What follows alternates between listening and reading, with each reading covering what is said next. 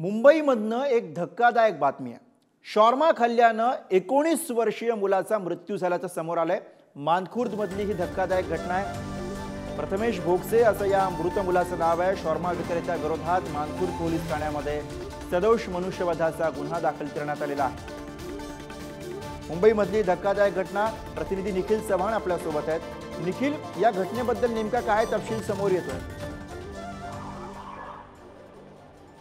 गुरु, ही शुक्रवारपासूनची घटना आहे। म्हणजेच शुक्रवारी या ठिकाणी आहेत जो इसम आहे त्या मुलाने शोरमा खाल्ल्याने या 19 वर्षीय मुलाचा हा दुर्दैवी मृत्यू झाल्याचं आपल्याला माहिती मिळते। मानखुर्दमधील ही घटना आहे, कारण खराब शोरमा खाल्ल्याने प्रथमेश भोगसे नावाच्या या मुलाचा आहे तो मृत्यू झालेला आहे।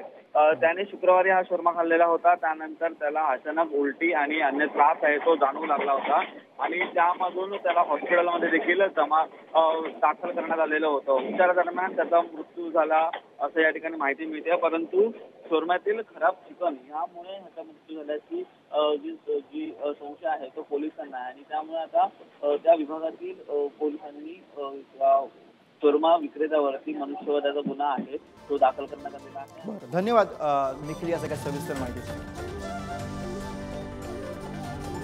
मुंबईमधली धक्कादायक अशी घटना, मानखुर्दमध्ये घडलेला हा प्रकार आहे। शॉर्मा खाल्ल्यानं एका 19 वर्षीय मुलाचा मृत्यू झाला।